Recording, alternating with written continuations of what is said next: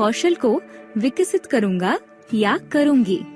मैंने अच्छी तैयारी की और मेरे सारे जवाबी तर्क तैयार थे। सिद्धार्थ उस टीम का सदस्य था जो वार्षिक दिन के समारोह के मेहमानों के आगमन और उनके बैठने की व्यवस्था देखने के लिए जिम्मेदार थी। उसने ये अपने पिताजी के साथ कई बार किया था विविध कार्यक्रमों के लिए और वो इस गतिविधि में माहिर था। वो इस टीम का सदस्य होने पर उत्साहित था क्योंकि उसे यकीन था कि वे इसमें सफल रहेंगे। परंतु पहली मीटिंग में उसे आश्चर्य हुआ। टीम का नेता और अन्य टीम के सदस्य जिन्हें इस प्रकार की गतिविधि का कोई अनुभव नहीं था, वे शुरुआती मीटिंग में अप्रयोगात्मक कल्पनाओं का सुझाव दे रहे थे। सिद्धार्थ ने इस मीटिंग में अपना अनुभव पेश करने की कोशिश की, लेकिन उसकी आवाज किसी के कानों तक नहीं पहुंची। सिद्धार्थ को बहुत बेचैनी महसूस हो रही थी। उसे पता था कि यदि उन्होंने टीम के नेता द्वारा बताई पद्धति का पालन किया तो चीजें हाथ से बाहर जा सकती थी। उसे बहुत निराश लग रहा था और समारोह के लिए सच में चिंता हो रही थी।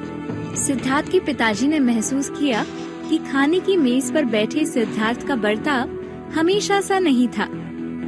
पूछने पर सिद्धार्थ ने उन्हें क्या हो रहा है और उसकी चिंता का कारण बताया। सिद्धार्थ के पिताजी मुस्कुराए। उन्होंने उसे समझाया कि केवल चिंता करने से काम नहीं चलेगा, उसे कुछ करना होगा। सिद्धार्थ ने बताया कि अगली मीटिंग अंतिम मीटिंग थी और उसे पता था कि उसे समर्थन देने वाला कोई नहीं था। तो उससे पहले काम शुरू करो, उसके पिताजी ने कहा। उन्होंने सिद्धार्थ को कुछ टिप्पणियां दी। सिद्धार्थ ने उन टिप्पणियों पर काम करने का निश्चय किया। अगले दिन वो यूं ही उन टीम के सदस्यों के साथ बैठा जिन्होंने विविध कल्पनाएं सामने रखी थी जो सिद्धार्थ की नजर में अप्रयोगात्मक थी, और उनके दृष्टिकोण को समझने की कोशिश की। उसने उनसे ना कोई बहस की और ना ही जिद कि कैसे वो ही सही था। बाद में उस दिन में उसने उनके सारे सुझावों को लिख निकाला, साथ ही अपने सारे सुझावों को लिख निकाला और फिर उन कारणों को लिखा जिस कारण उसे लग रहा था कि उनके सुझाव गलत है। फिर उसने याद किया कि पहली मीटिंग में टीम के नेता ने क्या कहा था और उन मुद्दों के लिए भी ऐसी ही टिप्पणियां लिख निकाली। फिर उसने अगले दिन अपने टीम के नेता को बुलाया और उससे कहा कि वो उसके साथ कुछ मुद्दों के बारे में चर्चा करना चाहता है। नेता को याद था कि सिद्धार्थ का दृष्टिकोण कुछ अलग था और इसीलिए वो उससे मिलने के लिए उत्सुक नहीं था। सिद्धार्थ ने सीधे मुद्दे की बात की और उसे सुन लेने की प्रार्थना की, क्योंकि उसे लग रहा था कि कुछ बहुत ही गंभीर मुद्दे थे और वो अंतिम मीटिंग में किसी को शर्मिंदा नहीं करना चाहता था, लेकिन एक टीम के रूप में काम करना चाहता था। नेता ने अपनी जिद छोड़ दी और सिद्धार्थ से बात करने का निश्चय किया। सिद्धार्थ खुश हुआ। वो औरों के दृष्टिकोण को समझ सकता था। उसने टिप्पणियां निकाल रखी थी और अब वो ये सब टीम के नेता के सामने प्रस्तुत करने वाला था। इस प्रकार वो खुश होता कि उसने जो कुछ करने लायक था वो किया था।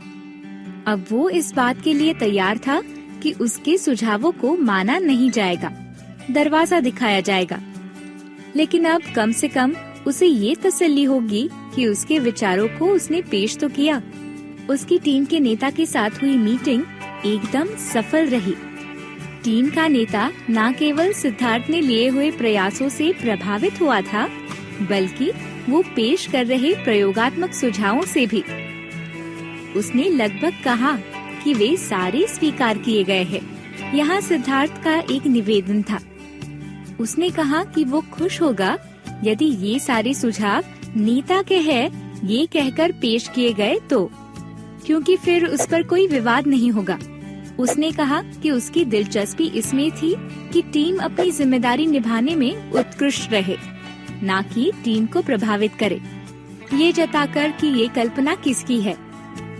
टीम के नेता ने कल्पनाओं को पेश किया और उनके निष्पादन के लिए पूरी टीम का समर्थन लिया और वो सिद्धार्थ को श्रेय देना नहीं भूला।